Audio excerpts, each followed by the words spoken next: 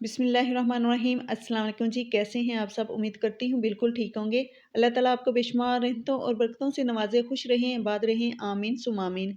आज हम बनाएंगे जी बहुत ही बेहतरीन जौ के आटे की रोटी। आप इसे हेल्दी रोटी भी कह सकते हैं।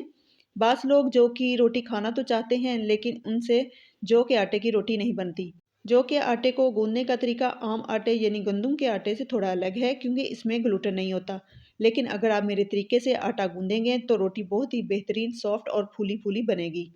तो चलिए, रोटी बनाने के लिए सबसे पहले इसका आटा गूंद लेते हैं। बिस्मिल्लाहिर्रहमानिर्रहीम। सबसे पहले एक बाउल लेंगे, फिर इसमें ये 1 कटोरी जौ का आटा है, ये इसमें डाल देंगे।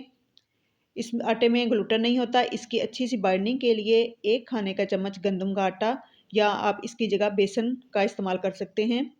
फिर ये थोड़ा सा नमक टेस्ट के लिए शामिल करेंगे। 1 खाने का चम्मच कुकिंग ऑयल डाल देंगे। अब हाथ की मदद से सारी चीज़ों को अच्छे से मिक्स करेंगे। ऑयल भी इसमें आटे में अच्छे से मिक्स होना चाहिए। तो यहाँ पे ये अच्छे से मिक्स हो गया है। अब यहाँ पे मैंने पानी उबलने के लिए रखा हुआ है। जिस कटोरी से हमने आटा लिया था, इसी कटोरी से हमने पानी भी ले लेना है, और जितना पानी इस्तेमाल होगा वो मैं आपको बाद में बता दूंगी। और यहाँ पे देखें, उबलते हुए पानी को आटे में शामिल करेंगे और चम्मच की मदद से अच्छी तरह मिक्स करेंगे।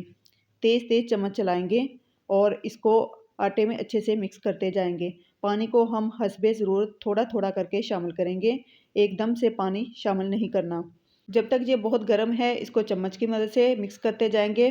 तो जब ये इतना ठंडा हो जाए कि आपके हाथ सह सके, तो फिर इसको चम्मच को हटा देंगे और हाथ की मदद से, जैसे हम गंदम का रेगुलर आटा गूंदते हैं, वैसे ही जौ के आटे को गूंद लेना है। यहाँ पर मैं आपको बहुत अच्छी टिप देती जाऊँ कि ये आटा थोड़ा सा सख्त रखना है। गंदम के आटे को जैसे नरम रखा जाता है वैसे नहीं रखना, वरना आपकी रोटी ठीक नहीं बनेगी। हमेशा याद रखें, जौ के आटे को थोड़ा सख्त रखना है, तो ही आपकी रोटी बेहतरीन और फूली हुई बनेगी। और ये पानी मैं आपको दिखा दूँ, सिर्फ हाफ़ कटोरी पानी यूज़ हुआ है। 1 कटोरी आटा में हाफ़ कटोरी पानी ठीक रहेगा।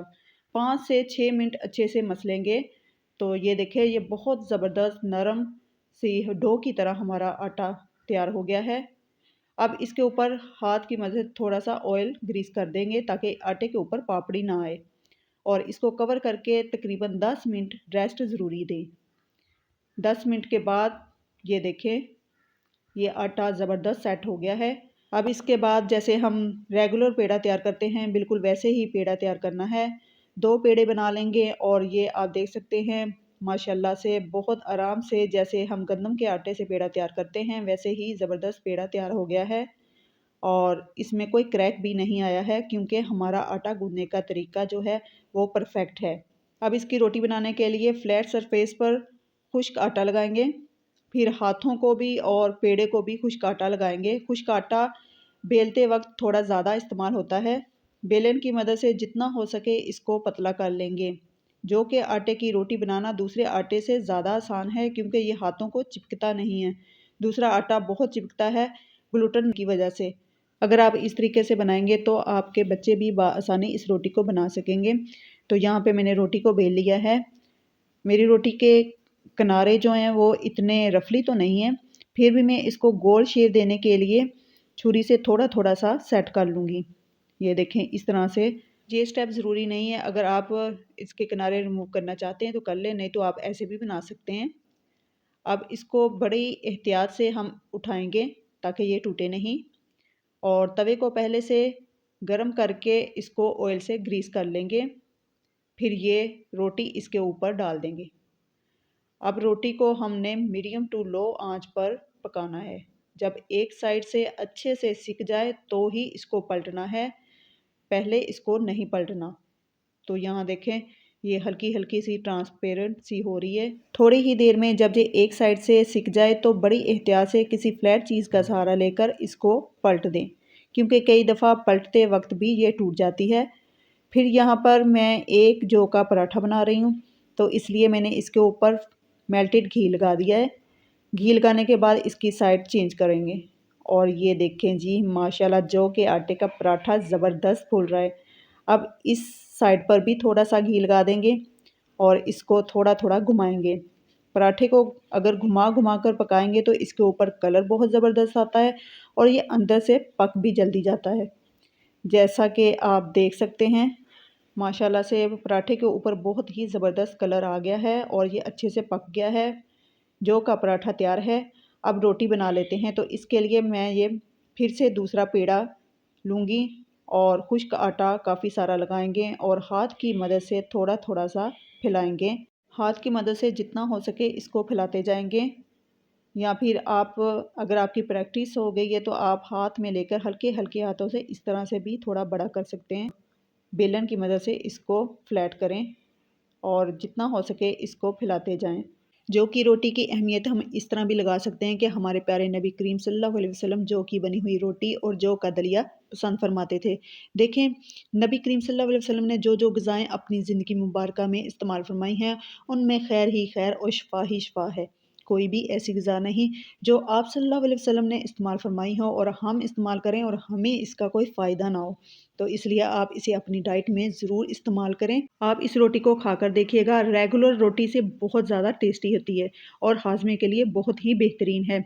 जौ के आटे की रोटी उन लोगों के लिए बहुत ज़्यादा फ़ायदेमंद है जो अपना वज़न तेज़ी से कम करना चाहते हैं। ये बहुत लाइट वेट रोटी होती है। जो लोग डाइट पर होते हैं और चाहते हैं कि हमारा वज़न ना बढ़े, स्पेशली उनके लिए तो बहुत ही बेस्ट है। तो ये देखें, ये बड़ी एहतियात से उठाएंगे और ये तवे के ऊपर पलट देंगे। थोड़ा सा इस साइड से भी सिकने देंगे और फिर एहतियात से इसको पलट देंगे। तो ये देखें माशाल्लाह से बहुत ही ज़बरदस्त रोटी हमारी बन रही है और इसको मैं घी नहीं लगा रही, इसको ऐसे ही तवे के ऊपर ही सेक रही हूँ। इसको एक दो दफ़ा पलटा लेंगे। रोटी रुमाल से तवे के ऊपर ही इसको हल्का हल्का सा दबाएंगे और इसको सेक लेंगे। बेहतरीन रोटी तैयार हो रही है माशाल्लाह से। ये देखिए रोटी ज़बरदस्त फूल रही है। अब इसकी साइड चेंज करके दूसरी तरफ से भी इसको अच्छे से सेक लेंगे और ये माशाल्लाह से बहुत ही ज़बरदस्त जौ की रोटी हमारी तैयार है। आप इसे किसी भी सब्ज़ी के साथ, अचार के साथ या फिर साग के साथ सर्व करें। बहुत ही मज़े की ये रोटी तैयार हुई है। और ये जो साइडों से मैंने किनारों से रिमूव किया था आटा, उससे मैंने छोटी सी ये चपाती बना ली है और मैं ये साग के साथ सर्व कर रही हूँ। आप किसी भी सब्ज़ी के साथ इसको खा सकते हैं और मैं आपको ये रोटी अंदर से दिखा देती हूँ कि ये किस कदर फूली फूली रोटी बनी है। ये देखें, जैसे ये रोटी बहुत ज़बरदस्त तैयार हुई है तो ऐसे ही हमारा पराठा भी बहुत ज़बरदस्त बना है।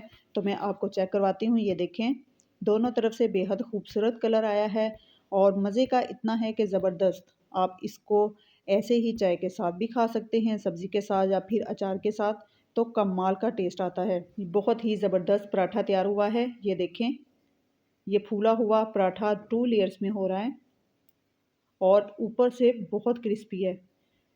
मेरे पास स्वांजने और करौंदे लेमन का अचार है। इसके साथ ये पराठा बहुत ही मज़े का लगता है। तो हमने इसके साथ ये पराठा सर्व किया था। बहुत ही मज़े का लगा था। आई होप आज की वीडियो आपको अच्छी लगी होगी और आपके लिए बहुत यूज़फुल भी होगी। अगर वीडियो अच्छी लगे तो लाइक, शेयर और चैनल को सब्सक्राइब करना ना भूलिएगा। मिलते हैं नेक्स्ट वीडियो में, तब तक के लिए अल्लाह हाफ़िज़।